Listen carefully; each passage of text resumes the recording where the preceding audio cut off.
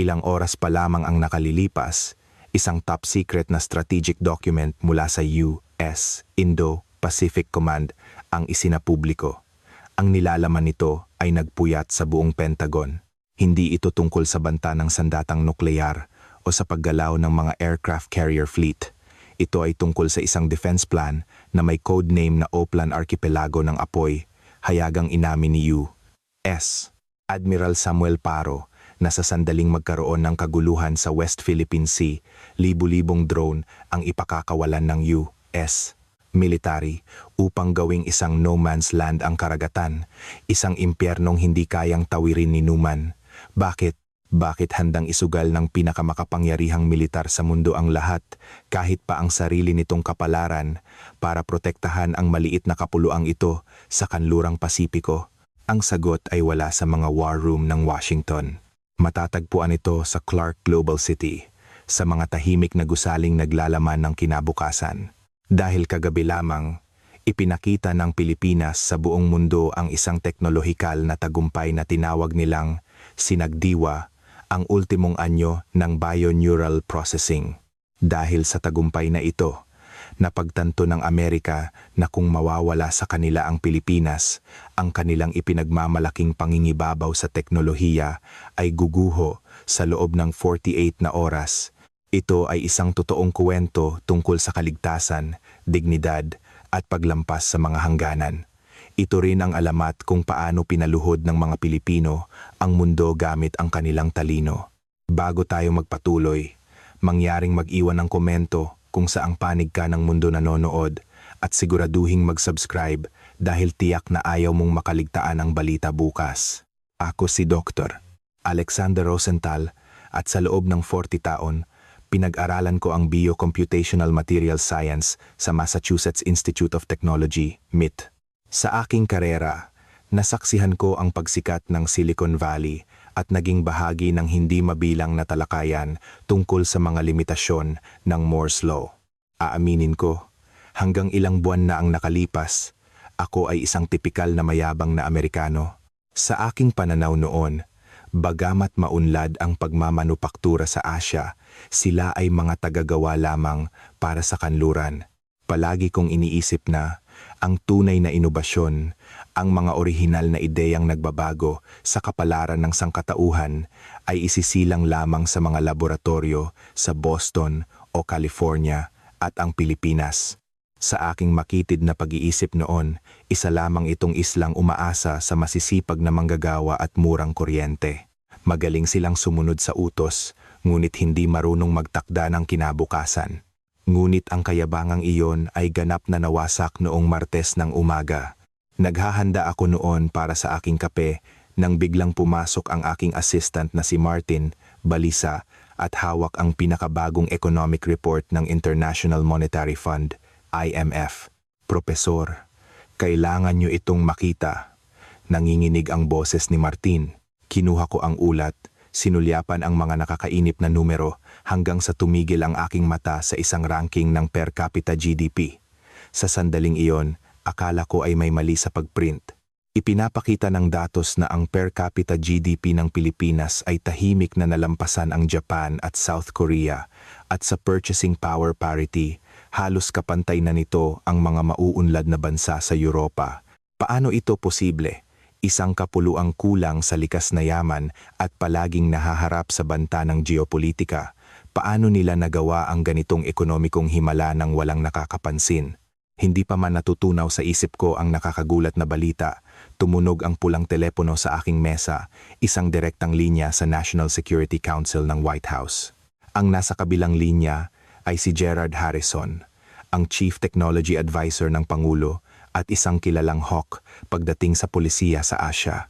Professor Rosenthal, alam kong nakita mo na ang pinakabagong datos sa ekonomiya, pero hindi pa iyan ang pinakakakatakot. Mababa at apurado ang boses ni Harrison, may halong pagkabalisa na hindi ko pa naririnig sa kanya. Kakatanggap lang namin ng internal test data mula sa Agila Microsystems sa Clark tungkol sa kanilang pinakabagong sinagdiwa bioprocessors at ang neural coherence rate ng kanilang advanced packaging technology. Natawa ako ng bahagya. Coherence rate? Bakit kailangan nating kabahan diyan? Sinusubukan din nating gawin iyan sa ating planta sa Arizona. Mahirap, oo, pero naniniwala akong malulutas din iyan ng teknolohiyang Amerikano. Pinutol ni Harrison ang aking sinasabi at ang kanyang tono ay naging napakalamig. Propesor, hindi mo naiintindihan. Ang coherence rate natin sa Arizona ay bahagya lamang umabot sa 50% at iyon na ang pisikal na limitasyon. Pero ang datos na galing sa Pilipinas ay 99.9%. By Fenjo. Ang numerong iyon ay parang balang tumama sa aking utak. Bilang isang siyentipiko, alam na alam ko kung ano ang ibig sabihin nito. Nangangahulugan ito na sa bilyon-bilyong organic neural pathways na mas maliit pa sa isang DNA strand, halos walang anumang error o decoherence. Ito ay imposible sa ilalim ng mga batas ng thermodynamics. Nilalabag nito ang batas ng entropy. Ito ay isang himala kung sasabihin mong nakaimbento sila ng perpetual motion machine. Baka maniwala pa ako, ngunit ang maabot ang ganitong antas ng coherence sa bioprocessing. Ito ay isang insulto sa lahat ng textbook sa MIT. Peke iyan, nasabi ko kaagad.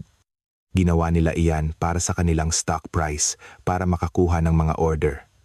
Minanipula nila ang datos. Imposible talaga iyan, at iyan ang dahilan kung bakit kailangan ka namin, sabi ni Harrison.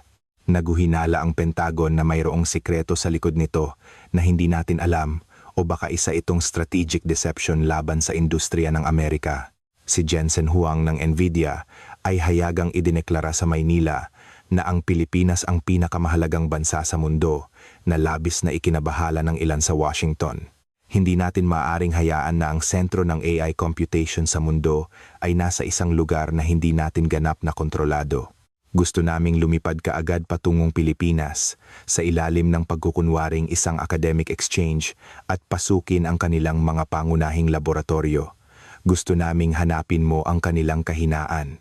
O mas direkta, gusto naming patunayan mong nagsisinungaling sila at kung talagang may hawak silang teknolohiyang hindi natin nauunawaan, anuman ang halaga, kailangan nating dalhin iyon pabalik sa Amerika.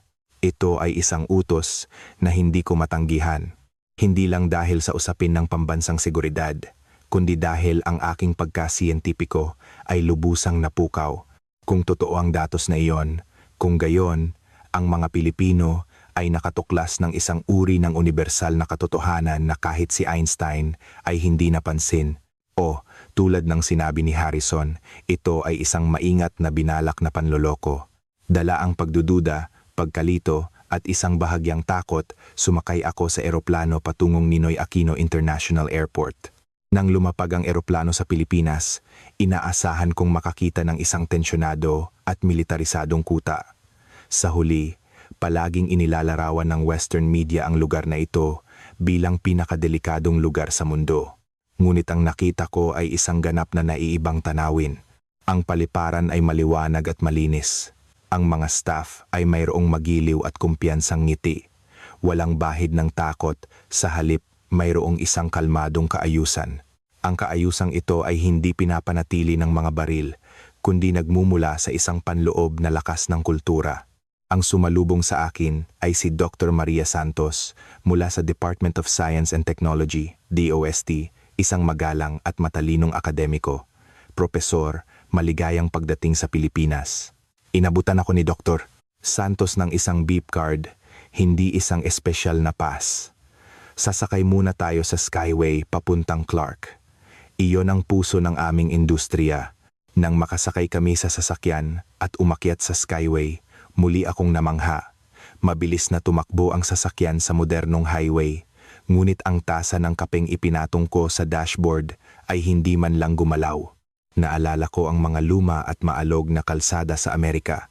Tumingin ako sa bintana, sa isang panig ay nagtataas ang mga gusali ng Bonifacio Global City, habang sa kabilang panig ay ang makulay at masiglang mga komunidad sa ibaba. Ang tradisyon at modernidad, ang kalikasan at teknolohiya ay perpektong nagsasama rito. Ang pagkakatugmang ito ay nagpalito sa akin. Sa Amerika, ang high-tech ay karaniwang nangangahulugan ng pagwasak sa kalikasan, isang gubat ng bakal at semento. Ngunit dito, ang teknolohiya ay tila isang puwersang nagpoprotekta na nabubuhay kasama ng lupain. Tila nabasa ni Dr. Santos ang aking iniisip. Profesor, alam niyo ba kung bakit hindi magaya ng Amerika ang aming tagumpay? Kahit dalhin niyo pa ang lahat ng kagamitan ng Agila Microsystems sa Arizona, kahit kunin niyo pa ang aming mga inhinyero, hindi pa rin kayo makakagawa ng bioprocessors na may parehong kalidad. Bakit? Tanong ko, may bahid pa rin ng pagdududa. Nagbabago ba ang mga batas ng pisika sa panig na ito ng Pasipiko? Hindi ang mga batas ng pisika ang nagbago, kundi ang puso ng mga tao, sabi ni Dr. Santos. Itinuturo ang isang jeepney na puno ng palamuti sa ibaba. Ang paggawa ng pinaka-high-tech na processor ay hindi nangangailangan ng magulong ambisyon, kundi ng sukdulang katahimikan ng isip, parang tasa ng tubig. Kung hindi kalmado ang puso, matatapon ang tubig. Sa micro level, ang isang nanometer na pagyanig ay isang mapaminsalang sakuna. Masyadong nagmamadali ang mga Amerikano. Iniisip nyo lang ang resulta, ang kapangyarihan, pero nakalimutan nyo ang paggalang sa mismong proseso. Ang kanyang mga salita ay nagpaalala sa akin ng Super Typhoon Yolanda noong 2013. Inakala ng buong tech world na ang global supply chain ay mapuputol, naghanda pa ang Wall Street para sa pagbagsak ng stock market. Pero ano ang nangyari? Sa loob lamang ng ilang linggo, naibalik ng mga inhinyero sa islang ito ang operasyon ng karamihan sa mga sensitibong makinarya. Tinawag ito ng CNN na isang himala ng disiplina. Ngunit ngayon, nararamdaman ko na hindi lang ito disiplina. Ito ay isang espiritual na lakas na mahirap maunawaan ng kanluraning mundo. Dahan-dahang pumasok ang sasakyan sa Clark. Tinatawag itong Silicon Valley ng Pilipinas, ngunit ang pakiramdam ay ibang-iba sa Palo Alto, California. Walang mayabang na startup culture, walang mga naglalakihang billboard. Tahimik ang lugar, nakakabingi. Sa bawat gusaling mukhang simple, nagaganap ang mga kalkulasyon na maaaring magbago sa kasaysayan ng tao. Tila lumulutang sa hangin ang amoy ng mga mathematical formula. Ang aking dating estudyante at pangunahing target ng aking investigasyon, si Dr. Jose Joey de la Cruz, ay naghihintay na sa akin. 20 taon na ang nakalilipas, siya ang pinakatahimik kong estudyante sa MIT. Palagi siyang nakaupo sa likod, nauutal mag-Ingles, at nakasuot ng simpleng polo shirt. Naaalala ko, minsan kong pinuna ang kanyang lab report. Bagamat tumpak ang datos, kulang ito sa magagarang salita sa paliwanag. Yumuko lang siya noon at sinabing, "Propesor, hindi nagsisinungaling ang datos. Ang katotohanan ay hindi nangangailangan ng palamuti." Noong panahong iyon, itinuring ko lang siyang isang asyanong estudyanteng puro aral lang ang alam. Ngunit ngayon, ang lalaking nakatayo sa harap ko, bagamat may mga puti na ang buhok, ay tuwid na tuwid ang tindig. Ang kanyang mga mata ay mayroong hindi masukat na kumpiyansa. Siya na ngayon ang pinuno ng pinakamahalagang Neural Coherence Control Center sa Bantaybayan na ito, hawak ang sikretong susi na nagpapanginig sa White House.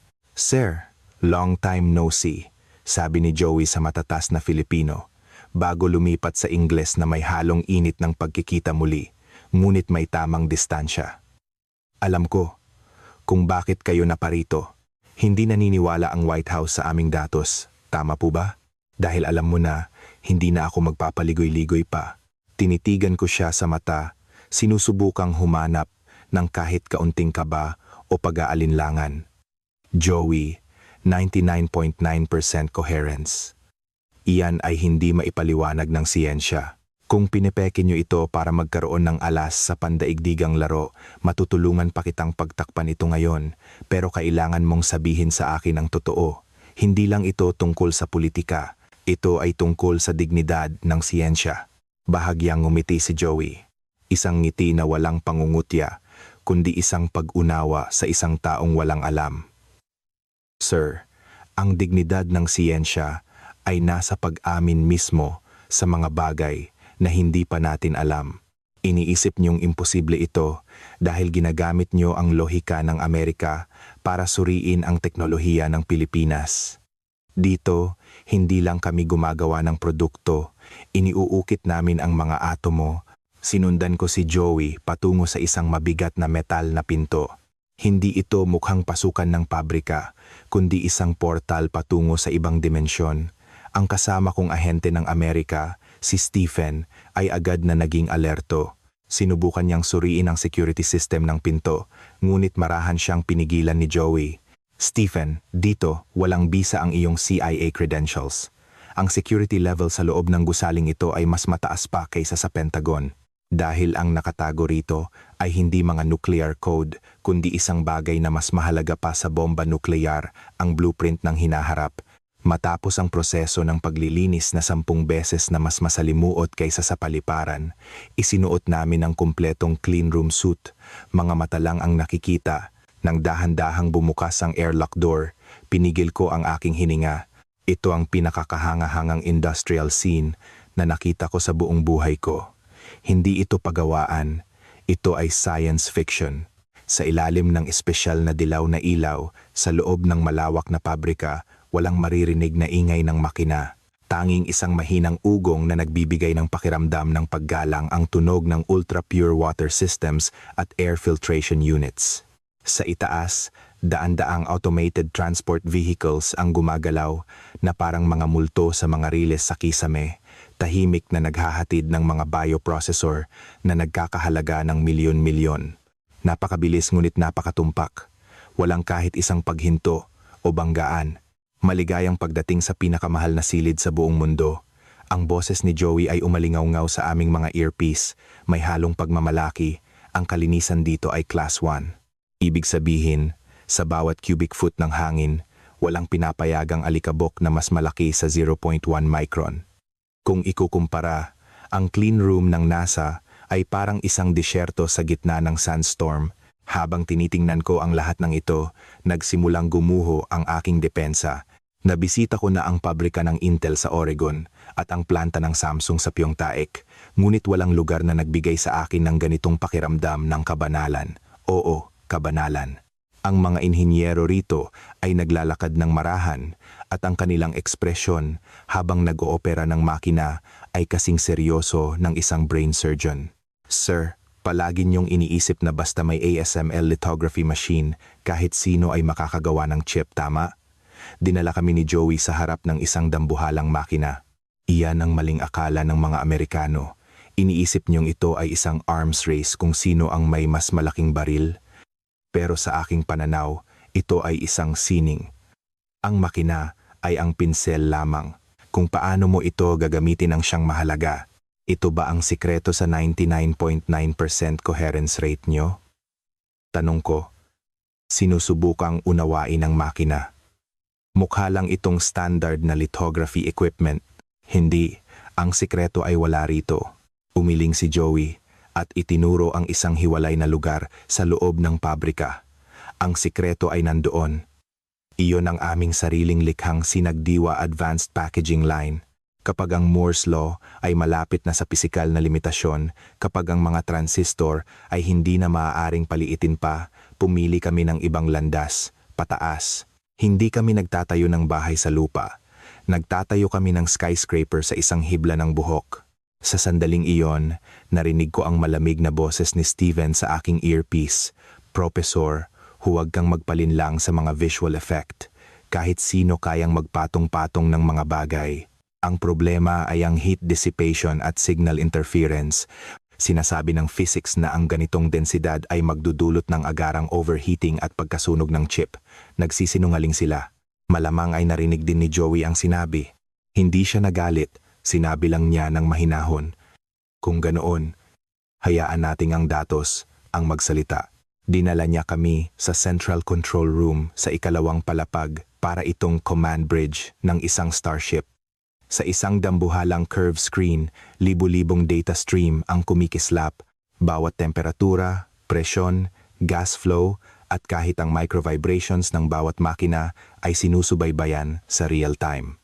Ito ang live test data mula sa huling batch ng 2-nanometer chips na kalalabas lang, sabi ni Joey. Pindot niya sa isang button at isang malaking wafer scan ang lumitaw sa gitna ng screen. Ang berde ay kumakatawan sa perpekto, ang pula sa depekto. Napatingin ako sa imahe. at biglang lumaki ang aking mga mata. Berde. Puro berde. Tanging sa pinakagilid ay may ilang pixel na bahagyang kumikislap ng dilaw. Neural coherence, 99.92%. Lumitaw ang nakakasilaw na numerong iyon sa screen. Imposible, napasigaw si Stephen. Simulation data iyan. Tiyak na pre-recorded video iyan. Ang totoong mundo ay puno ng mga variable temperature fluctuations, material impurities, quantum tunneling effects. Paano posibleng maabot ang ganitong perpeksyon? Tama po kayo, Agent Stephen. Ang totoong mundo ay puno ng kaguluhan, lumingon si Joey, matalim ang tingin. Sa Amerika, kapag bumaba ang yield, sinisisi nyo ang materyales, ang makina o kahit ang panahon. Pero sa Pilipinas, sinisisi namin ang aming sarili. Nakikita nyo ba ang mga correction algorithm sa likod ng datos na iyan? Iyan ang aming AI system. Pinagsama ang 30 taon ng karanasan ng aming mga veteranong inhinyero na gumagawa ng libu-libong micro-adjustments bawat millisecond. Hindi namin nilalabanan ang kaguluhan, sinasakyan namin ito. Sa ibaba ng screen, isang news sticker ang nakakuha ng aking pansin. Ito ay isang breaking news mula sa Bloomberg. Department of Health of the Philippines announces record high public satisfaction with PhilHealth for the 7th consecutive year, ranking number 1 inch Nambeo's Global Healthcare Index. Napatingin ako sa balita at biglang may pumasok na ideya sa aking isip. Baka magkaugnay ang dalawang bagay na ito. Isang lipunang kayang gawing talingwan sa mundo ang kanilang healthcare system na nagbibigay ng sukdulang pangangalaga sa bawat mamamayan. Isang bansang kayang ayusin ang mga sensitibong production line sa loob ng ilang linggo pagkatapos ng isang super typhoon. Ang pabrikang ito na kayang gumawa ng chips na may 99.9% yield, ang kanilang batayang lohika ay iisa, sukdulang pag-aaruga sa tao at absolutong pananagutan sa tungkulin. Profesor, gusto niyo bang makita ang mas kahanga-hanga? Pinutol ni Joey ang aking pag-iisip. Palaging gustong malaman ng Amerika kung bakit hindi manakaw o magaya ang aming sinagdiwa packaging technology dahil hindi ito teknolohiyang nakasulat sa blueprint. Ito ay instinct na nakaukit sa aming mga buto. Itinuro niya ang isang maliit na sulok ng screen kung saan ipinapakita ang parameters ng isang makina na bahagyang lumilihis. Tingnan nyo, ang temperatura ng makinang iyan ay tumaas ng 0.05 degrees. Sa standards ng Intel, pasok pa iyan sa error margin. Pero dito, hindi pa niya natatapos ang kanyang sinasabi. Nakita ko sa surveillance monitor ang isang inhinyero na agad na ibinaba ang kanyang baon na lunchbox at tumakbo papunta sa makina. Hindi siya naghintay ng alarma o utos mula sa superior. Tulad ng isang inang nakarinig sa iyak ng kanyang sanggol, likas siyang kumilos. Nakita niyo ba? Mahinang sabi ni Joey. Iyan ang dahilan kung bakit talo ang Amerika. Mayroon kayong pinaka-advanced na software, pinakamamahaling hardware, pero wala kayong mga inhinyerong itinuturing na tahanan ang pabrika. Sa Pilipinas, hindi lang ito trabaho. Ito ay isang karangalan. Ang binabantayan namin ay hindi ari-arian ng kumpanya, kundi ang buhay ng Pilipinas. Natahimik si Stephen. Nakikita ko ang pawis sa kanyang noo. Akala niya, ang misyon niya ay para lang ilantad ang isang kasinungalingan. Ngunit ngayon, nahaharap siya sa isang pader ng sibilisasyon na hindi niya maunawaan. At iyan ay isang maliit na bahagi lamang. Tumingin sa akin si Joey, ang kanyang mga mata ay nagniningning na hindi ko nakita 20 taon na ang nakalilipas. Profesor, manatili po kayo ngayong gabi. Gusto ko kayong dalhin sa isang lugar para makita nyo ang tunay na pundasyon na sumusuporta sa templong ito ng teknolohiya. Wala ito sa laboratorio. Nasa mga kalsada ito ng Maynila. Sa mga kalsada? Nagtaka ako. Sa gitna ng tensyonadong sandaling ito na magpapasya sa kapalaran ng mundo, gusto niya akong dalhin sa isang kainan sa kalye? Opo. Doon niyo matatagpuan ang tunay na sagot, misteryosong ngumiti si Joey. At gusto ko rin kayong patikimin ng tunay na lasang Pinoy. Ang lasang hinding-hindi magagaya ng mga Chinese restaurant sa Boston. Paglabas namin sa pabrika na may kontroladong temperatura, Isang mainit at maalinsangang hangin na may halong iba't ibang amoy ang sumalubong sa amin, ang kakaibang amoy ng Pilipinas, pinaghalong bawang, toyo, suka at kung ano-ano pang pampalasa.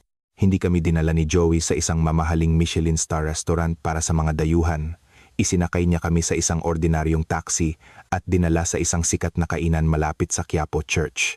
Si Stephen ay naupo sa harap. Nakakunot ang noo, halatang hindi komportable sa hindi planadong biyahe. Profesor, ayon sa protocol, dapat ay bumalik na tayo sa hotel. Masyadong matao at delikado rito. Hindi natin matansya ang mga posibleng banta. Tumingin ako sa labas, sa mga naglalakihang agos ng mga motorsiklo at jeepney. Ang mga driver ay sanay na sumingit sa masisikip na espasyo, ngunit sabay-sabay at maayos na humihinto sa harap ng pulang ilaw, parang mga elektron na dumadaloy ng maayos sa isang circuit. Relax, Stephen. Tinapik ko ang kanyang upuan. Ayon sa Numbeo Global Database, ang crime rate sa Pilipinas ay mas mababa pa kaysa sa Switzerland. Dito, mas malaki pa ang tsansang makagat ka ng asong kalye kaysa manakawan. Huminto ang sasakyan sa harap ng simbahan. Para itong ibang mundo, ang mga nagtitinda ng sampagwita at agimat, ang amoy ng kandila at ang mga deboto ay lumikha ng isang kapaligirang puno ng pananampalataya at buhay. At sa paanan mismo ng pananampalataya, dahan-daang maliliit na stall ang naglalabas ng umuusok na pagkain. Ang tunog ng sandok na tumatama sa kawali, ang sigaw ng mga tindero, at ang tawanan ng mga tao ay nagsama-sama upang bumuo ng isang symphony ng buhay. Para sa isang taong sanay sa tahimik na gabi ng Boston, ito ay isang matinding pagyanig sa aking mga pandama.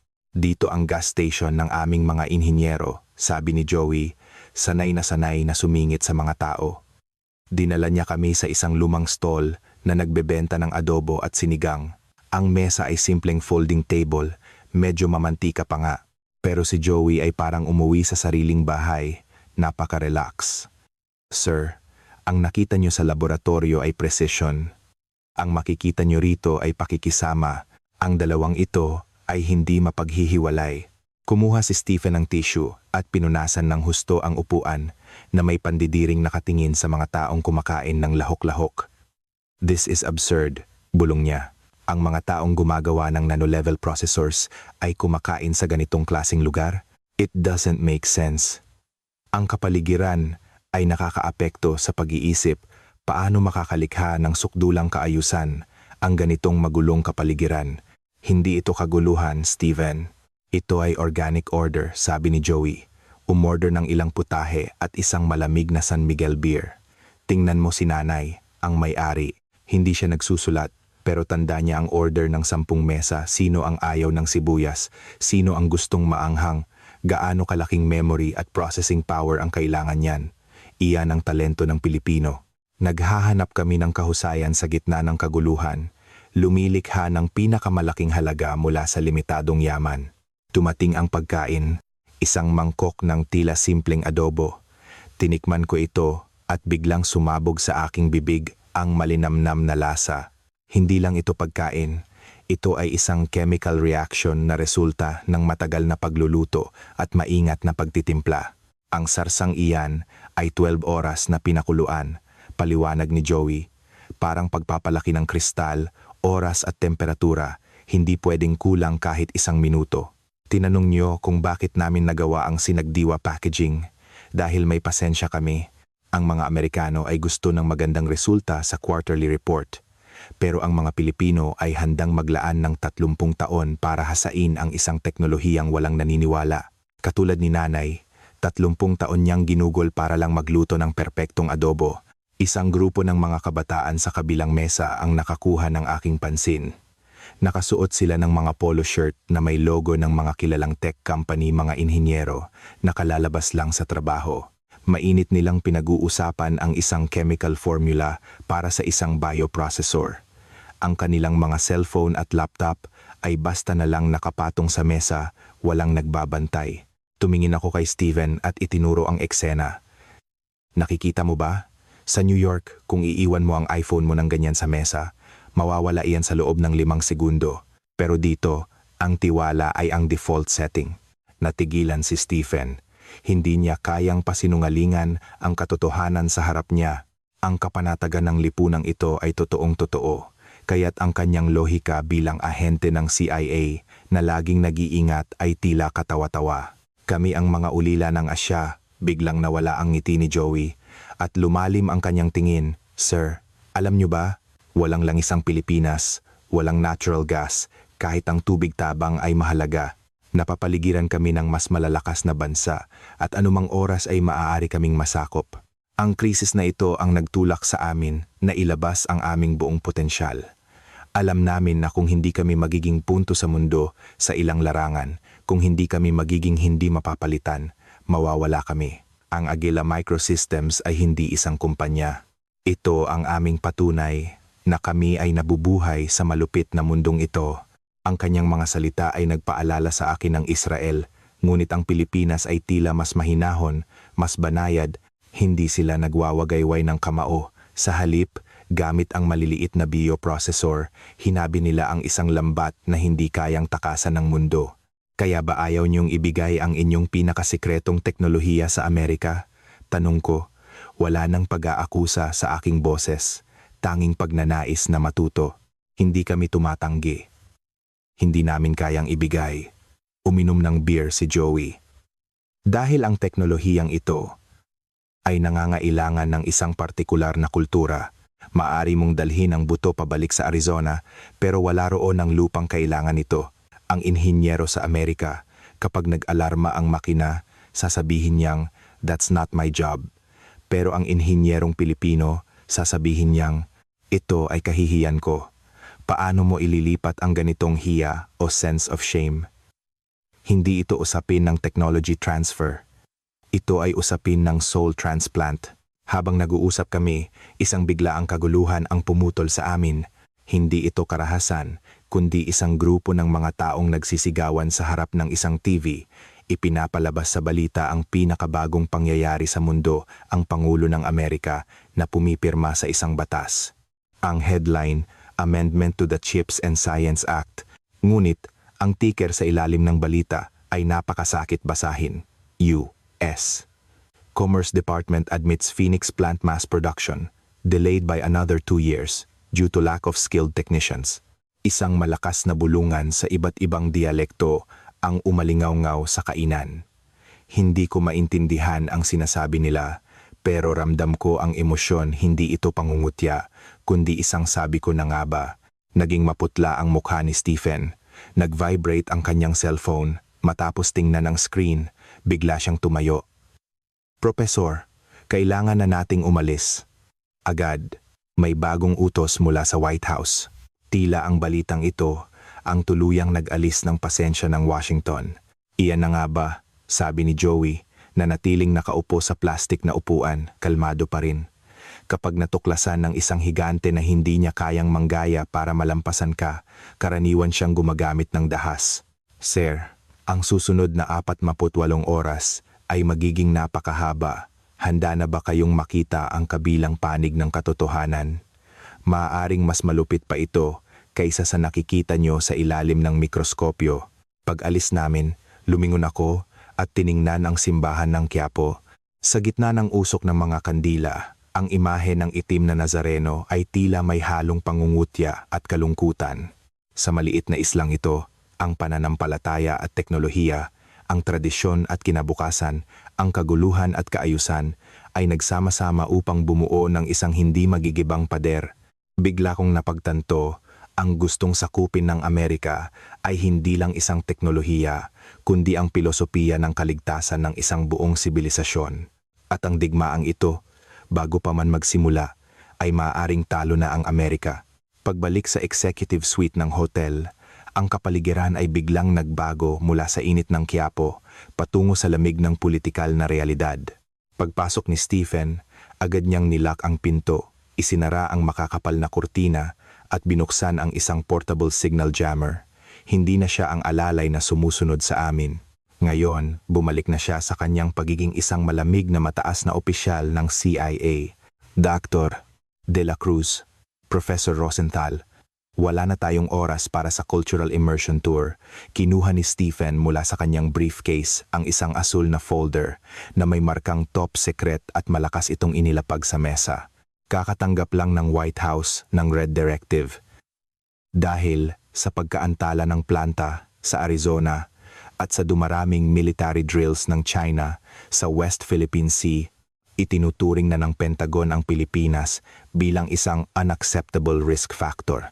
Tinitigan ko ang folder. Sa cover nito, nakasulat ang isang codename na nagpatindig ng aking balahibo, Oplan Archipelago ng Apoy. Ano ito? Tanong ko, kahit alam ko na ang sagot habang kumakabog ang aking dibdib. Ito ang ating huling baraha, malamig na sabi ni Stephen. Si Admiral Paro ng Indo-Pacom ay naghanda na ng estratehiyang ito. Sa sandaling tumawid ang mga barko ng China sa pulang linya, magpapakawala kami ng libu-libong attack drones at unmanned submersibles para gawing isang impyernong walang makakaligtas ang West Philippine Sea. Ang problema, lumingon siya kay Joey, matalimang tingin, ang AI cores na kailangan ng mga drone na ito ay ang mga Sinagdiwa bioprocessors na ipinakita nyo. Ang aming kasalukuyang inventaryo ay sapat lang para sa 3 araw na labanan.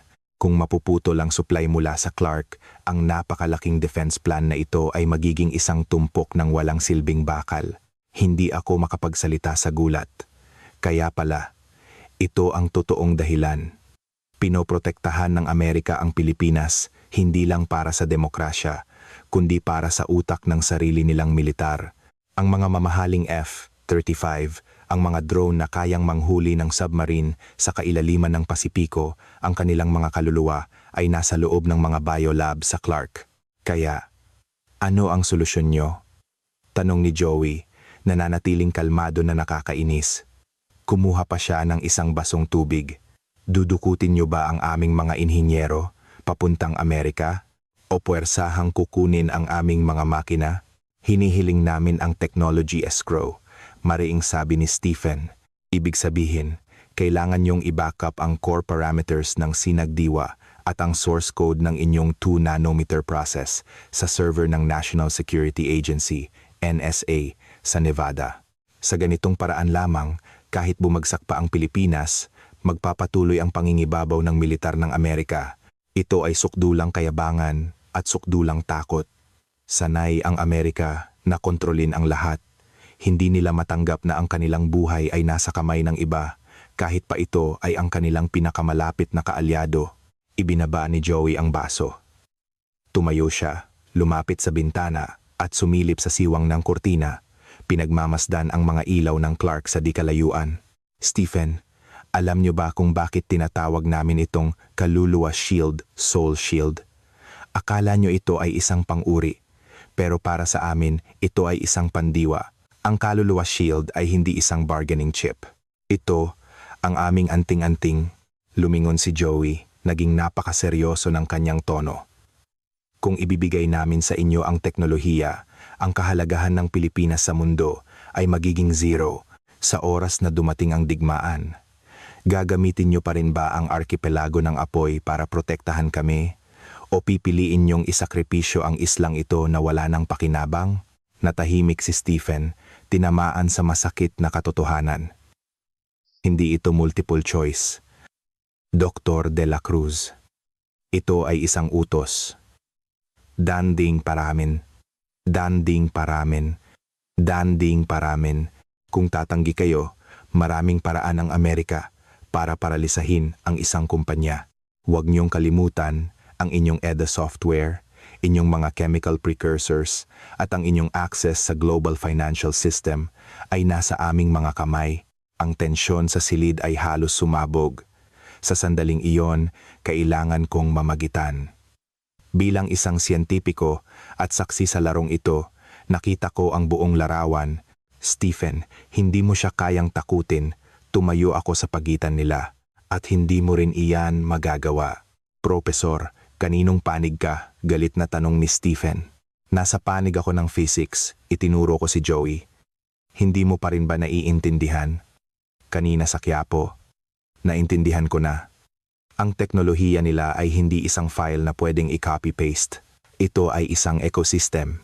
Binubuo ito ng mga nagtapos sa UP at Ateneo, ng mga supplier na dumarating kahit hating gabi, ng mga inhinyerong kumakain ng instant noodles sa 7-Eleven habang pinag-uusapan ang coherence rates.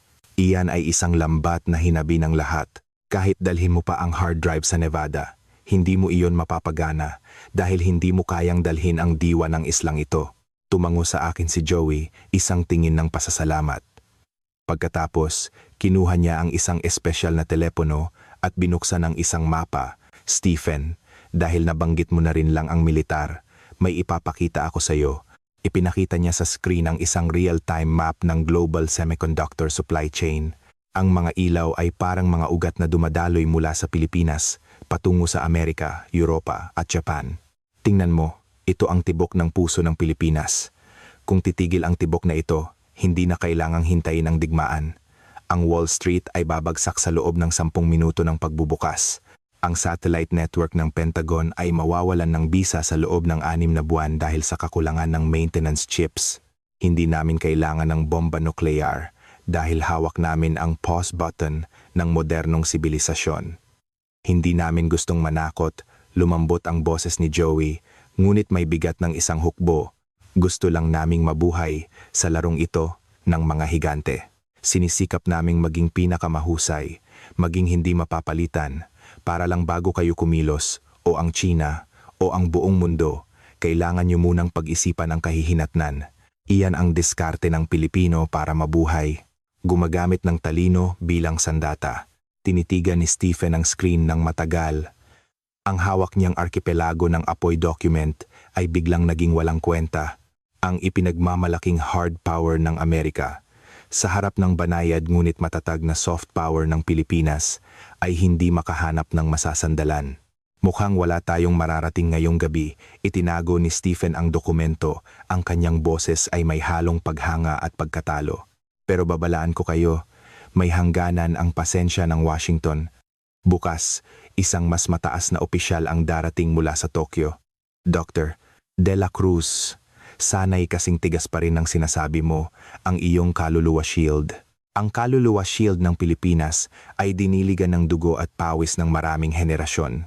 Mas matigas pa ito sa diamante, payapang sagot ni Joey. Nang umalis si Stephen, kami na lang ni Joey ang naiwan. Mukha siyang pagod pero tuwid pa rin ang kanyang tindig. Sir, salamat po, mahina niyang sabi. Sinabi ko lang ang totoo, tumingin ako sa madilim na gabi sa labas. Joey, naglalakad kayo sa alambre. Sa isang panig, ang pandaigdigang superpower. Sa kabilang panig, isang sumisikat na kapangyarihan. Hindi ba kayo natatakot? Natatakot, tapat na sagot ni Joey. May bahid ng kahinaan ng isang ordinaryong tao sa kanyang mga mata. Araw-araw kaming nabubuhay sa takot. Pero marahil, dahil sa takot na mawala ang kalayaan at kaunlarang ito na pinaghirapan namin, hindi kami nangahas na maging kampante. Sir, bukas, dadalhin ko kayo sa isang lugar. Hindi ito pabrika o kainan. Ito ang pinagmula ng diwang Pilipino. Kung hindi kayo pupunta roon, hinding-hindi nyo mauunawaan kung bakit kaya naming labanan ang lahat ng ito. Tumango ako. Buong gabi akong hindi nakatulog. Paulit-ulit sa aking isip ang arkipelago ng apoy at ang deklarasyon ni Joey tungkol sa pause button. Nagsimula akong mapagtanto na ang islang ito na mukhang mahina ay isang leon na nagpapanggap na kuneho. Hindi ito nangangalmot o umaatungal. Ngunit kontrolado nito ang lahat ng bukal ng tubig sa buong kapatagan. Ang sikat ng araw sa umaga ay tumagos sa manipis na ulap ng Metro Manila, bumabagsak sa Luneta Park. Dito, na dating simbolo ng kapangyarihan ng mga mananakop, ay nakatayo ngayon ang monumento ng pambansang bayani. Hindi ako dinala ni Joey para tingnan ang spolyarium sa National Museum o sa tuktok ng isang skyscraper para pagmasdan ang lungsod. Dinala niya kami ni Stephen sa gitna ng malawak na parkeng ito. Nasaksihan ko ang isang kakaibang tanawin. Malapit sa monumento ni Rizal, isang grupo ng mga matatanda ang dahan-dahang nagsasagawa ng arnis at tai chi. Ang kanilang mga galaw ay tuloy-tuloy na parang walang alalahanin. Hindi kalayuan sa kanila, ilang grupo ng mga teenager na nakauniforme ng high school ang nagsasayaw sa saliw ng malakas na K-pop music, pawis na pawis. Ang tradisyon at modernidad, katahimikan at ingay, kasaysayan at rebelyon ay walang anumang hidwaan dito. Natural silang nabubuhay nang magkakasama. Sir, tinanong niyo kung saan nanggagaling ang katatagan ng Pilipinas. Itinuro ni Joey ang mga tao. Ang sagot ay narito. Ang nakikita niyo ay hindi lang mga taong nag-ehersisyo. Nakikita niyo ang pinakamatagumpay na laboratorio ng demokrasya sa Asia. Si Stephen, na nasa tabi, ay nakasuot ng salaming pang-araw, ngunit ramdam ko ang kanyang pagkalito. Bilang isang intelligence officer, sanay siyang bilangin ang mga tangke, hindi ang mga ganitong abstract na social atmosphere. Ayon sa pinakabagong Democracy Index na inilabas ng The Economist Intelligence Unit, EIU, lumingon si Joey kay Stephen. Ang Pilipinas ay 1 sa Asia at 10 sa buong mundo, nilampasan pa ang Japan at South Korea. Kami ay isang full democracy. Stephen, alam mo ba kung ano ang ibig sabihin niyan? Ibig sabihin, marami kayong maingay na halalan at suntukan sa Kongreso, sarkastikong sabi ni Stephen. Hindi, ibig sabihin, may kalayaan sa pag-iisip, bahagyang tumaas ang boses ni Joey. Bakit hindi makagawa ang China ng pinaka-high-tech na chips dahil ang inobasyon ay nangangailangan ng malayang kaluluwa? Kapag ang isang inhinyero ay nagdidisenyo ng isang circuit pero kailangan pa niyang alalahanin kung lalabag ba ito sa kagustuhan ng partido, ang kanyang utak ay naputulan na. Pero sa Pilipinas, ang mga batang ito na nagsasayaw, ang mga matatandang ito na nag-aarnis, ang kanilang mga isip ay walang tanikala. At dahil sa kalayaang iyon, naisilang ang mga nakakabaliw na ideya sa Agila Microsystems na humahamon sa mga limitasyon ng pisika. Labis akong naantig sa kanyang mga sinabi. Hinding-hindi ko naisip na iugnay ang teknolohiya ng bioprocessor sa sistema ng politika ng ganito kalapit. Ngunit bigla kong napagtanto, tama siya.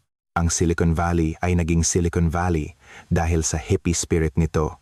At ang Clark ay naging upgrade ng Silicon Valley dahil perpekto nitong pinagsama ang disiplinang Asyano at kalayaang kanluranin. Naranasan namin ang halos 2 dekada ng batas militar. Itinuro ni Joey ang monumento. Ang aking ama ay ikinulong dahil lang sa pagbabasa ng isang ipinagbabawal na libro. Gumapang kami palabas mula sa putik ng takot. Kaya mas pinapahalagahan namin kaysa kanino man ang kung anong mayroon kami ngayon. Stephen, gusto mo ang aming teknolohiya para protektahan ang kapangyarihan ng Amerika, pero pinoprotektahan namin ang teknolohiyang ito para protektahan ang aming paraan ng pamumuhay. Ayaw naming bumalik sa panahong hindi kami pwedeng magsalita o sumayaw ng malaya. Sa sandaling iyon, ipinakita sa isang malaking screen sa parke ang balita sa umaga. Ang eksena ay lumipat sa Kongreso. Bagamat medyo magulo pa rin, habang nagdedebate ang mga opisyal sa budget, lumipat agad ang kamera sa isang ulat tungkol sa kalusugan.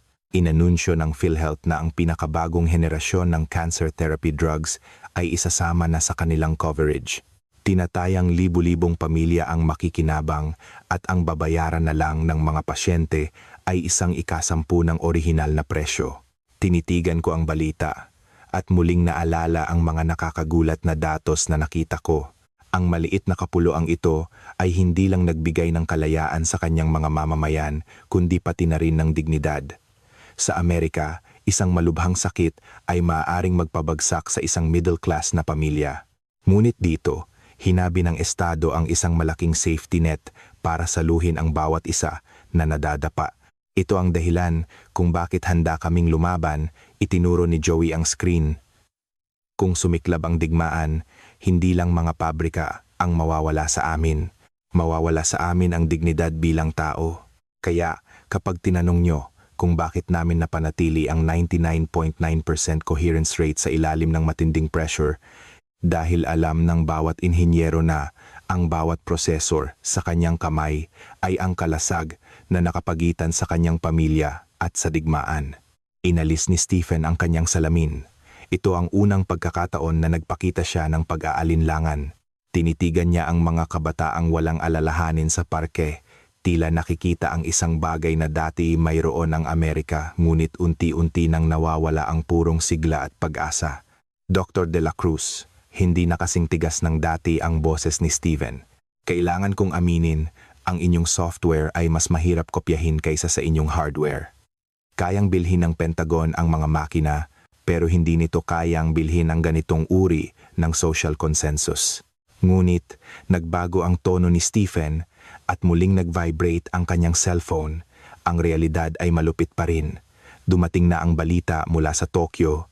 Ang U.S. Secretary of State ay nakalapag na. 3 oras mula ngayon, darating siya sa Villamor Air Base. Hindi siya ang tipo ng taong maaantig sa street dance o arnis. Dala niya ang isang ultimatum. Tumango si Joey. Tila inaasahan na ang lahat. Kung ganoon, salubungin natin siya. Pero bago iyon, sir, gusto ko pa kayong dalhin sa isang huling lugar. Nandoon hindi lang ang nakaraan ng Pilipinas, kundi pati na rin ang susi sa aming kinabukasan. Kung hindi kayo pupunta roon, hindi nyo mauunawaan kung bakit kahit sa harap ng isang ultimatum, may lakas pa rin kaming tumanggi. Saan? Tanong ko. Sa National Museum of the Philippines, misteryosong sabi ni Joey. Doon, makikita nyo kung paano namin pinrotektahan ang sibilisasyon sa gitna ng digmaan. 70 taon na ang nakalilipas, nagawa ng aming mga ninuno na iligtas ang mga kayamanan ng aming kultura. 70 taon makalipas, kaya rin naming protektahan ang islang ito ng teknolohiya. Muli kaming sumakay sa sasakyan. Sa pagkakataong ito, habang tinitingnan ko ang mga kalye ng Maynila, iba na ang aking pakiramdam. Hindi na lang ito isang modernong lungsod, kundi isang kuta na binuo ng milyon-milyong malayang kalooban. Ang mga kabataang nakamotor na papasok sa trabaho, ang mga matatandang naglalaro ng chess sa parke, bawat isa sa kanila ay isang laryo sa kutang ito. Akala ng Amerika, isang kumpanya ang kanilang kaharap. Sa katunayan, isang komunidad ang kanilang kaharap, isang komunidad na nakaranas ng hirap, nakatikim ng lasa ng kalayaan, at hinding-hindi nababalik sa dati. Habang paakyat ang sasakyan patungo sa lokasyon ng museo, isang kakaibang damdamin ang bumalot sa akin. Kakayanin ba talaga ng maliit na islang ito ang paparating na bagyo? O, ang bagyong ito mismo ang pagkakataon para muli niyang patunayan ang kanyang kadakilaan. Ang National Museum of the Philippines, isang maringal na gusaling neoclassical, ay tahimik na nagbabantay sa kaluluwa ng libu-libong taon ng sibilisasyong Pilipino.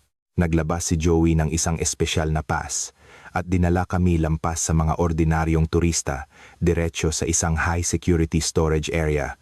Karaniwan, sarado ito sa publiko, tanging mga pinakamahalagang panauhin ng estado o mga nangungunang iskolar ang maaaring makapasok. Palaging nag-aalala ang Washington tungkol sa technology leaks na hindi namin kayang protektahan ang mga sikreto ng aming bioprocessors. Sabi ni Joey habang naglalakad kami sa isang pasilyo na may kontroladong temperatura. Pero nakalimutan nila, ang pinakamagaling na gawin ng mga Pilipino ay magbantay. Kami ay mga inapo ng mga tagapagbantay. Dahan-dahang bumukas ang isang mabigat na pinto at isang amoy ng lumang kahoy at kasaysayan ang sumalubong sa amin. Sa loob, isang matandang tagapangasiwa na may puting guwantes ang maingat na sinusuri ang isang sinaunang gintong palamuti, ang manunggul jar. 1,000 taon bago si Kristo, ito ay sagisag ng paglalakbay ng kaluluwa sa kabilang buhay. Sir, tingnan niyo ito, itinuro ni Joey ang banga. Mahigit 70 taon na ang nakalipas, habang nilalamon ng digmaan ang buong Pilipinas, gumawa ng isang kabaliwan ang aming mga ninuno. Inilagay nila ang pinakamahahalagang artifact ng museo sa libu-libong kahon. Tinawid nila ang mga ilog, umakyat sa mga bundok, at sa huli, tinawid ang maalong dagat para iligtas ang mga ito. Sa mahabang paglalakbay na iyon, walang nabasag na kahit isang piraso, walang nawala.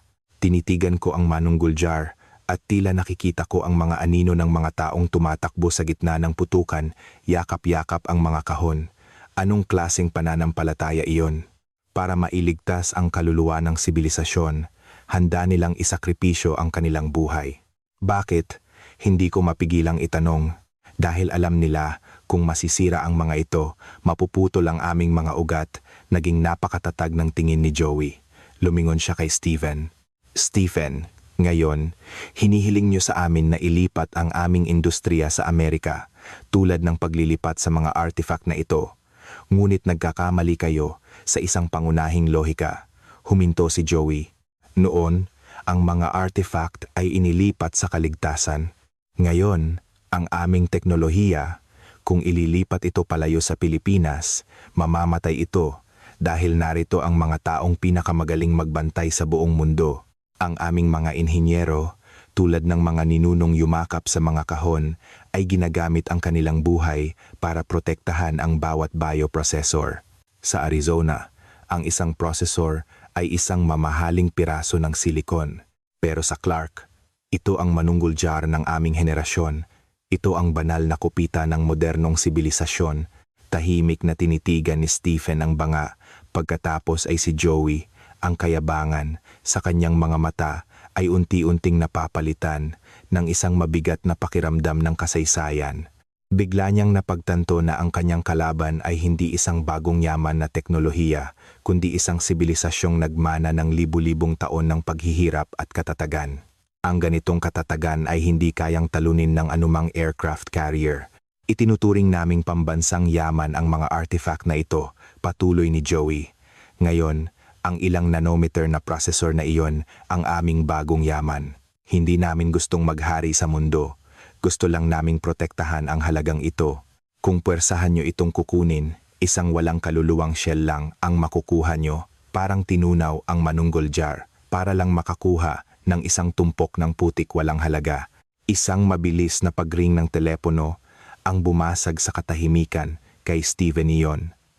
Sinagot niya ito at agad na naging seryoso ang kanyang mukha. Maikli lang ang usapan. Pagkababa ng telepono, tumingin siya sa amin. Nakalapag na ang eroplano ng Secretary of State sa Villamor. Dumiretso siya sa Malacanang, Dr. De La Cruz. Mukhang nawalan na ng pasensya ang Washington. Handa na silang mag-showdown. Hindi na ito negosasyon. Ito ay isang takeover. Tumingin ako kay Joey. Inaasahan na makakita ng takot. Ngunit yumuko lang siya ng bahagya sa matandang tagapangasiwa. Inayos ang kanyang kurbata at lumingon. Kung gayon, harapin natin sila. Sir, malapit na ang kasukdulan ng palabas. Akala ng mga Amerikano, hawak nila ang baril. Ang hindi nila alam, hawak namin ang pulso ng panahon. Paglabas namin sa museo, medyo nakakasilaw ang araw. Tinitigan ko ang gusaling ito at isang malakas na kutob ang naramdaman ko. Ang Pilipinas, ang islang ito na nabuhay sa mga siwang ng kasaysayan, ay malapit nang magbigay ng huling aral sa mayabang na mundong ito, isang aral tungkol sa kung ano ang tunay na lakas at kung ano ang dignidad na hindi mananakaw. Ang convoy ay mabilis na tumakbo patungo sa Malacanang. Doon, isang paghaharap na magpapasya sa kapalaran ng teknolohiya ng buong mundo ang magaganap. At ako, bilang tanging saksi, ay personal na makikita kung paano aatungal ang ulila ng Asya na ito laban sa higante. Huminto ang convoy sa harap ng maringal na gusaling iyon. Walang red carpet, walang honor guards. Tanging ilang seryosong ahente ng Presidential Security Group ang gumabay sa amin papasok sa isang situation room. Sa loob, sa isang silid na may malaking mapa ng Pilipinas, nakita namin ang U.S. Secretary of State, si Robert Harris. Isa siyang tipikal na burokrata mula sa Washington, maayos ang buhok at mayroong natural na kayabangan at pagkainip sa kanyang mga mata. Sa likod niya, isang makapal na dokumento ang inihandang Emergency Technology Takeover Agreement. Dr. De La Cruz, Professor Rosenthal, walang paligoy-ligoy si Harris, nawawalan na ng kontrol ang sitwasyon. Ayon sa intelligence, nagtitipon na ang amphibious landing forces ng kalaban. Para sa kaligtasan ng malayang mundo, hindi natin maaaring iwan ang 2-nanometer technology at ang sinagdiwa parameters sa mapanganib na islang ito. Ito ay personal na utos mula sa Pangulo. Simulan agad ang Noah's Ark Project. Ilipat ang lahat ng core data at mga pangunahing inhinyero sa Guam at pagkatapos ay sa mainland US. Nanigas ang hangin. Hindi ito paglikas, ito ay pagubos. Gusto ng Amerika na kunin ang pinakamahalagang kaluluwa ng Pilipinas at iwan ang isang walang lamang katawan para harapin ang digmaan. Umupo si Joey sa tapat ni Harris, tuwid pa rin ang tindig, kasing kalmado noong kaharap niya ang mga makina sa Clark. Dahan-dahan niyang binuksan ang kanyang laptop at ikinonekta sa malaking screen. Secretary Harris, bago natin pag-usapan ang paglipat, gusto ko po sanang ipakita sa inyo ang isang simulation. Isang komplikadong global model ang lumitaw sa screen. Ito ang resulta ng aming AI simulation. Ipagpalagay nating puwersahan yung puputulin ang supply ng bioprocessors mula sa Pilipinas o susubukang ilipat ang production line. Pinindot ni Joey ang enter. Tingnan po natin ang mangyayari sa loob ng 48 oras. Ang dating stable na berdeng linya sa screen ay biglang bumagsak at naging isang nakakakilabot na pula.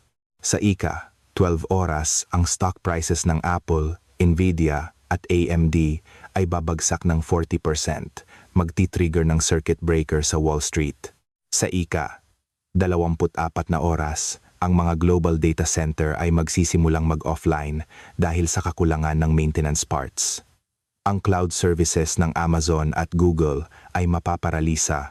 Sa 48 oras, tinaas ni Joey ang kanyang ulo at tinitigan si Harris sa mata. Ang pinaka-advanced na F-35 fighter jet production line ng Amerika ay hihinto ng walang katiyakan dahil sa kakulangan ng piyesa. Ibig sabihin, ang desisyon ninyong protektahan ang militar ng Amerika ay ang mismong mag-aalis ng sandata nito sa loob ng 2 araw. Namutla si Harris. Malakas niyang hinampas ang mesa. You are threatening the United States of America, Dr. De La Cruz. Huwag mong kalimutan kung sino ang nagbebenta ng armas sa inyo. Hindi ito pananakot. Ito ay physics. Hindi ko na napigilan at tumayo ako. Pinuputol ang galit ni Harris.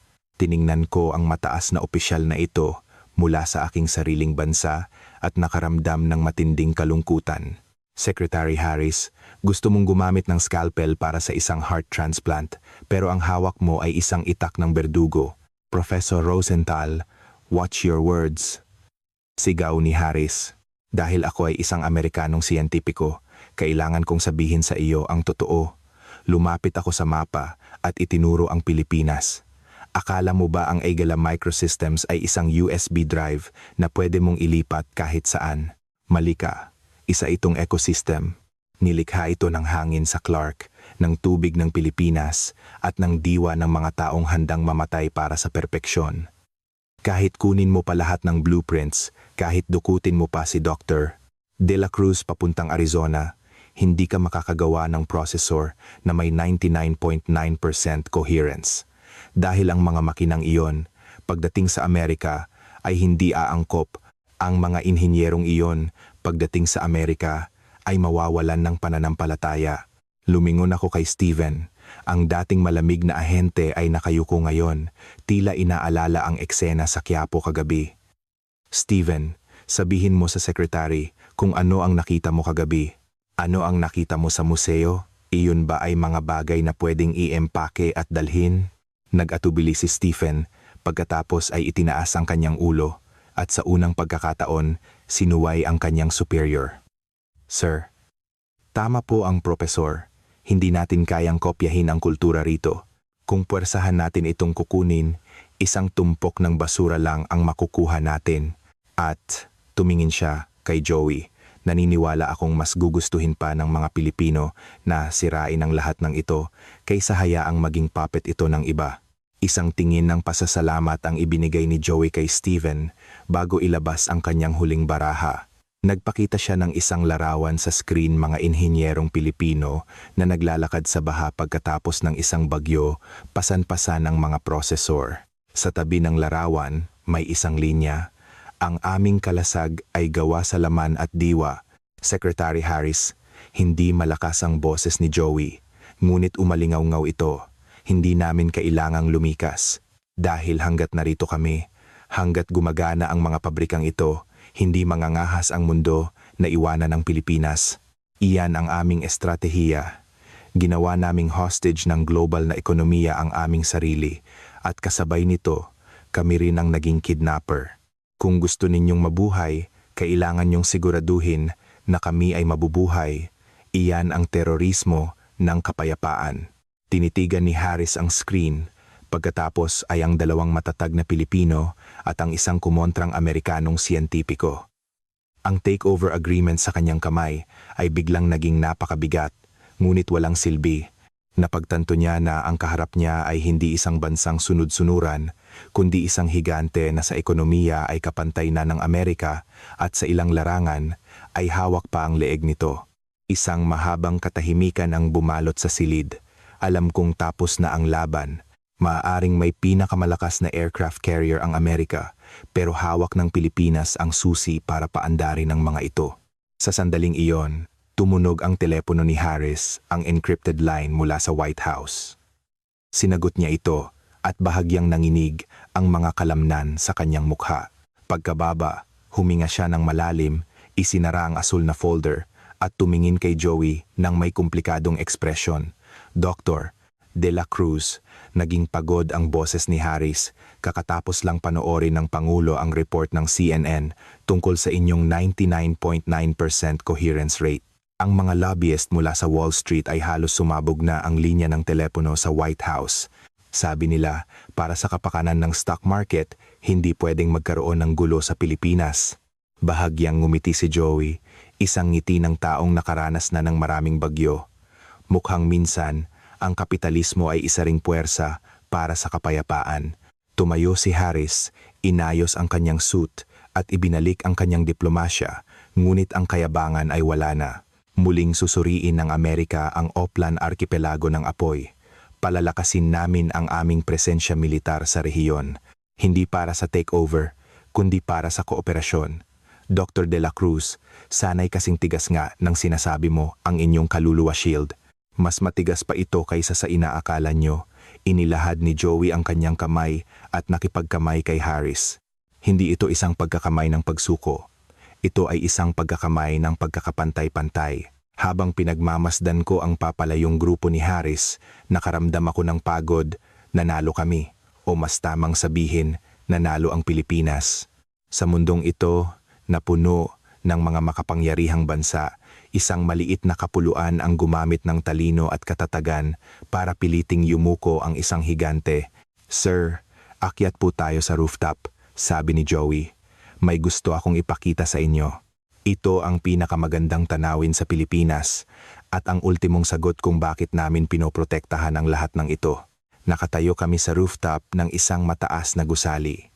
Ang araw ay dahan-dahang lumulubog, ginagawang isang malambot na ginintuang pula ang buong Metro Manila. Sa aming paanan, ang mga sasakyan sa EDSA ay naging isang ilog ng ilaw.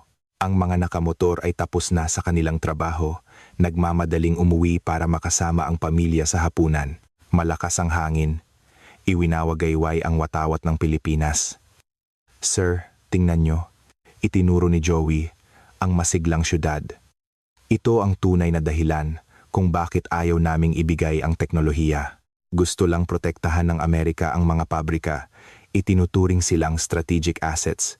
Pero para sa amin, ang mga pabrikang iyon ay hindi assets. Sila ang pundasyon ng libu-libong ilaw na iyan. Tinitigan ko ang mga bintanang isa-isang umiilaw. Sa likod ng bawat isa, mayroong isang kuwento. Kung ililipat nyo ang mga pabrika, mawawalan ng bigat ang islang ito, tila lumulutang ang boses ni Joey sa hangin, ngunit napakalinaw. Matutuyo ang ekonomiya, aalis ang mga kabataan, at magiging isang lungsod na ito ng mga matatanda at alaala. Sa ganoong sitwasyon, kahit makaligtas pa kami sa digmaan, patay na ang Pilipinas.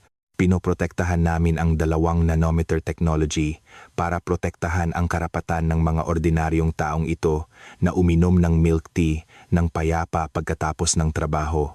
Si Stephen ay nakatayo sa isang sulok, hawak ang isang hindi pa nasisindihang sigarilyo. Tinitigan niya ang lungsod at ang dating lamig ng isang ahente ay tuluyan ng nawala.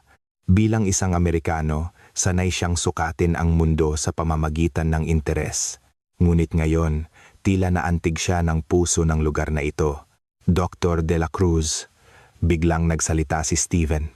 Alam mo ba, ipinapakita sa simulation ng Pentagon na kung walang chips mula sa Pilipinas, ang GDP ng Amerika ay aatras ng 20 taon. Pero ngayon, sa tingin ko, kung mawawala kayo, ang mawawala sa mundo ay hindi lang GDP, kundi isang posibilidad. Anong posibilidad? Tanong ko. Ang posibilidad na patunayan na ang mga Asyano At ang demokrasya ay maaaring magsama ng perpekto, mapait na ngumiti si Stephen. At ang posibilidad na patunayan na ang isang maliit na bansa ay maaaring magkamit ng dignidad gamit ang talino para kayong si David laban kay Goliath. Hindi kayo nagbato, sa halip hinabi niyo ang isang lambat na hindi kayang iwanan ni Goliath. Tumunog ang cellphone ni Joey. Tiningnan niya ang mensahe at ngumiti ng pinakamaluwag sa mga nakalipas na araw. Sir Stephen, kaka-announce lang ng Agila. Sisimulan na namin ang R.D. para sa susunod na henerasyon, ang 4 nanometer process sa Clark. At sa pagkakataong ito, iniimbitahan namin ang MIT bilang aming pangunahing academic partner. Lumingon siya sa akin. Sir, ito ang sinasabi kong kooperasyon. Hindi pananakop, hindi takeover, kundi pagtutulungan ng pantay. Handa po ba kayong bumalik? Hindi bilang isang investigador, kundi bilang isang guro para sabay nating tuklasin ang mga bagong hangganan ng physics? Naramdaman kong may bumara sa aking lalamunan. 40 taon na ang nakalilipas, tinuruan ko ang binatang ito mula sa Pilipinas. 40 taon makalipas, inaanyayahan niya ako sa puso ng kanyang isla. Ito ay isang pag-ikot, isang pagpapatuloy. Oo, walang pag-aalinlangan kong sagot, pero may isang kondisyon. Ano po iyon? Hayaan mong ikuwento ko ang totoong nangyari rito sa buong mundo. Kailangang malaman ng mundo na ang Pilipinas ay hindi isang problem child o isang geopolitical pawn. Ang Pilipinas ay isang parola. Habang ang mundo ay nalulunod sa kaguluhan at hidwaan, pinatunayan ninyo na ang pokus, katatagan at kabutihan ay nananatiling pinakamakapangyarihang sandata, lubusan ng dumilim. Ang mga ilaw ng Maynila ay mas mainit kaysa sa New York, mas palakaibigan kaysa sa Tokyo.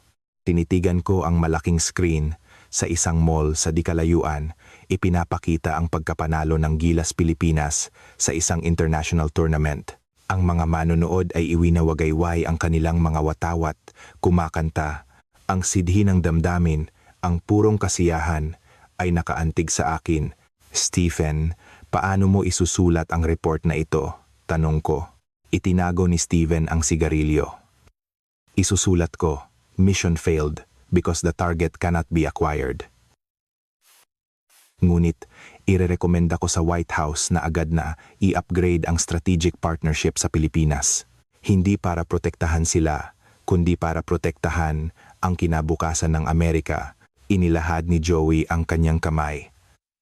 Salamat sa inyo. Ngayong gabi, gusto ko kayong anyayahan sa bahay para sa isang simpleng hapunan. Mas masarap pa ang beef pares ng asawa ko kaysa sa mga nasa kalye. At gusto ko ring ipakilala sa inyo ang ilang mga kabataan. Sila ang susunod na henerasyon ng mga taga-disenyo ng bioprocessors. Sila ang kinabukasan ng Pilipinas. Sinundan namin si Joey. Habang sumasara ang pinto ng elevator, huli kong sinulyapan ang maningning na gabi. Sa sandaling iyon, sigurado ako, gaano man karaming bagyo ang darating, hindi lulubog ang islang ito. Dahil ang sumusuporta rito ay hindi ang mga bato sa ilalim ng dagat, kundi ang 110 milyong nag-aalab na puso. Nang gabing iyon, sa simpleng apartment ni Joey sa Metro Manila, natikman ko ang sinasabi niyang pinakamasarap na beef pares sa buong Pilipinas. Walang magagarang plato, tanging malalambot na karne, masarap na sabaw at mainit na kanin. Kasama namin ang kanyang asawa at ang kanilang anak na babae, nakalalabas lang sa kolehiyo. Lolo, tanong ng dalaga sa akin sa medyo utal na Ingles, talaga po bang kukunin ng Amerika ang aming mga pabrika? Tinitigan ko ang kanyang malinaw na mga mata, na may parehong kislap ng kanyang ama isang uhaw, sa kaalaman at pag-aalala sa kinabukasan. Ibinaba ko ang aking kutsara at seryosong sumagot, hanggat humihinga pa si Lolo, hindi ko hahayaang mangyari iyon. Dahil ang siyensya ay walang bansa, pero ang mga siyentipiko ay mayroong bayan. Pinrotektahan ninyo ang dignidad ng siyensya. Ngayon, turno na ng siyensya na protektahan kayo. Kinaumagahan, sa departure gate ng NAIA, inilahad ni Stephen ang kanyang kamay. Ang dating malamig na ahente ng CIA ay tila naging emosyonal. Profesor, naipadala ko na ang report. Naglakip ako ng isang litrato ang litrato natin sa Quiapo. Sinulat ko, You cannot defeat a civilization you do not understand. Instead of trying to control it, learn to respect it. Salamat Stephen, tinapik ko siya. Maaaring kapipigil mo lang sa isang digmaan. Pagbalik ko sa Amerika, sa loob ng 48 na oras, isang lindol ang yumanig sa Washington. Ang pagbabalik ko ay hindi para magretiro, kundi para lumaban. Nang anyayahan ako ni Anderson Cooper para sa isang primetime interview sa CNN, alam kong ito na ang pagkakataon ko. Nagsindi ang mga ilaw sa studio.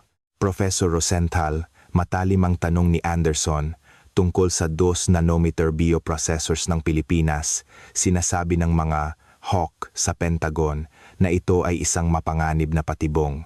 May mga mambabatas pa na nagmumungkahi ng sanctions para pilitin ang technology transfer. Bilang tanging Amerikanong siyentipiko na nakakita sa katotohanan, ano ang inyong konklusyon? Huminga ako ng malalim. Anderson, palaging naghahanap ng kaaway ang Amerika. Ngayon, sinusubukan nating gawing banta ang ating pinakamalapit na kaalyado.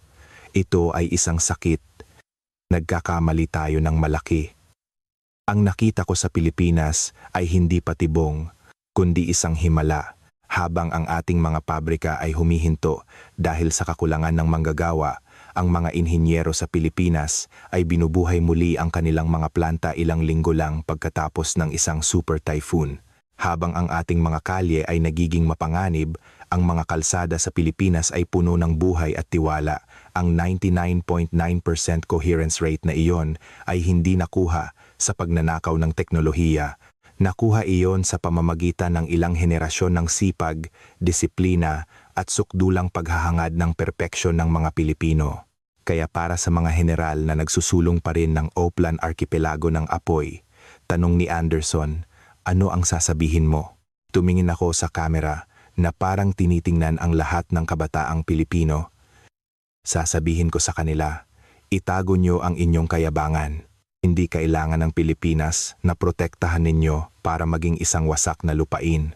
Ang kailangan ng Pilipinas ay tanggapin ng mundo bilang isang kasosyong may dignidad.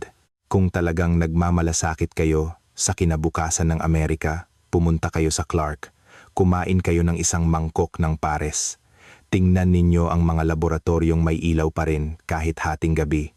Doon, makikita nyo ang isang bagay na matagal nang nawala sa Amerika, ang dating dakila, masipag at mapagkumbabang kaluluwa ng Amerika. Ngayon, nabubuhay ito sa katawan ng Pilipinas. Pagkatapos ng interview, nag-vibrate ang cellphone ko. Isang text mula kay Joey. Isang larawan lamang ang pagsikat ng araw sa Clark Global City, tumatama sa logo ng AGL Microsystems. Sa ibaba, isang grupo ng mga batang inhinyero ang nakangiting pumapasok sa gusali. Sa ilalim ng larawan, may isang linya. Sir, salamat po. Magsisikap po ulit kami ngayon para mas hindi kami kayang iwanan ng mundo. Itinaas ko ang aking ulo sa kalangitan, puno ng pagmamalaki, hindi para sa sarili ko, kundi para sa maliit ngunit napakadakilang Pilipinas. 3 buwan makalipas, sa pinakamalaking lecture hall ng MIT, puno ang upuan. Sa harap ko ay mga estudyante, mga general mula sa Pentagon at mga investor mula sa Wall Street. Hawak ko ang isang maliit na bioprocessor na regalo ni Joey. Dati, sinasabi nating ang malalaking bansa ay umaasa sa missile at ang maliliit ay sa swerte. Pero ngayon, sinasabi sa atin ng maliit na pirasong ito na nagbago na ang mga patakaran. Mayroong isang kapuluan sa kanlurang Pasipiko na gamit ang talino at pawis ay gumawa ng isang kalasag na hindi kayang sirain ng anumang sandatang nukleyar. Nagsimulang mag-play ang mga video na dinala ko. Mga matatandang nag-aarnis, mga inhinyerong nagpupuyat, mga taong tumutulong pagkatapos ng bagyo, at mga kabataang sumasayaw sa luneta. Ang sikreto ng Pilipinas ay hindi makina o pera. Ang sikreto ay nasa katatagan ng 110 milyong tao sa kanilang mga buto. Naranasan nila ang pananakop, diktadurya at pag-iisa, ngunit hindi sila sumuko. Tulad sila ng kawayan, habang lumalakas ang hangin, mas lalong yumuyuko, ngunit hindi nababali. Pinatunayan nila na ang kadakilaan ay wala sa laki ng lupa, kundi sa dignidad at kabutihan ng mga mamamayan. Ibinulsa ko ang bioprocessor, malapit sa aking puso. Gusto kong sabihin sa lahat ng aking mga kaibigang Pilipino, itaas ninyo ang inyong mga noo. Hindi ninyo kailangang hanapin ang pagkilala ng mundo dahil kayo na ang nagtatakda ng pamantayan ng mundo. Hindi na kayo ang ulila ng Asya, kayo ang puso ng sangkatauhan. Salamat sa pagtuturo sa Amerika ng pinakamahalagang aral, ang pagpapakumbaba at paninindigan. Umalingaw-ngaw ang palakpakan. Nakita ko ang ilang Pilipinong exchange student na lihim na nagpupunas ng kanilang mga luha. Alam kong ang butong itinanim ay lalago at magiging isang malaking puno na magbibigay lilim sa magandang kapuluang iyon. Ang kuwento ay nagtatapos dito. Ang aking paglalakbay ay tapos na. Ngunit ang alamat ng Pilipinas ay nagsisimula pa lamang.